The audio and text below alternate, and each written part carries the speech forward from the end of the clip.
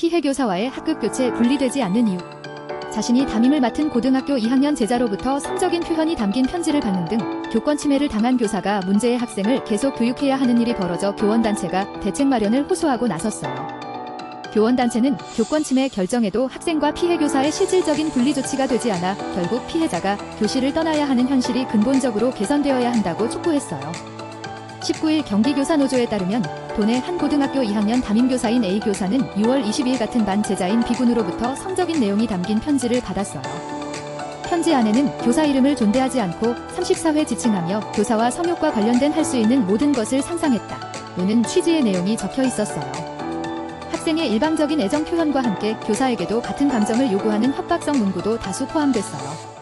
B군은 편지를 주기 며칠 전 종례 후 A 교사의 제지에도 불구하고 교무실까지 따라가고 퇴근하려는 교사를 막아서는 등 정당한 생활 지도에 불응하기도 했어요. 피해 교사의 신고를 받은 화성호산교육지원청 지역교권보호위원회는 지난달 16일 심의를 거쳐 이 같은 내용을 사실로 인정했어요. 그러면서 A 교사의 신고 사안을 교육활동 침해로 인정하고 해당 학생에 대해서 학급교체와 특별교육 8시간 이수 조치를 했어요. 그러나 B군이 A 교사가 담임인 학급에서 다른 학급으로 교체됐음에도 학교 내 A 교사와 B군 간 실질적 분리는 이루어지지 않았어요. A 교사가 담당하는 과목은 A 교사 혼자 맡고 있어 다른 반으로 교체된 B군을 상대로 계속 수업해야 하는 상황이 벌어졌기 때문이에요.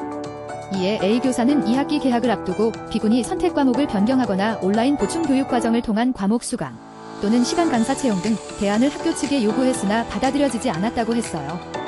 결국 A 교사는 지난 18일 개학을 맞은 학교에 가지 못하고 병가를 내야 했어요.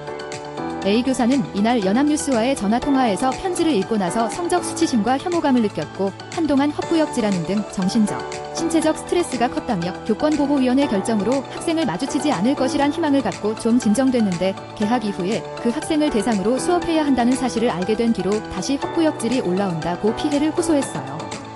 그는 제가 피해 교원으로 인정받았음에도 가해자의 권리가 우선시된 상황지라며 저와 같은 일인 교과 선생님들은 교권 침해를 당해도 강제 전학 외에 보호받을 방법이 없다는 불합리한 제도는 고쳐져야 한다고 강조했어요.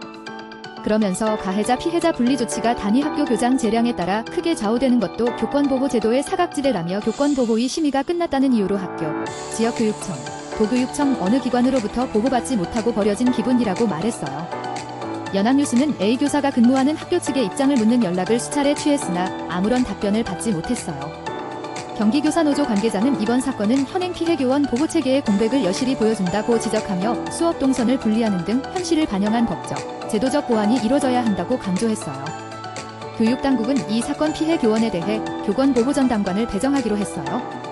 도교육청 관계자는 도는 22일 교권보호전담관 발대식을 마친 뒤 다음 주 중으로 피해 교사에게 전담관을 긴급하게 배정해 도움을 드릴 예정지라고 말했어요.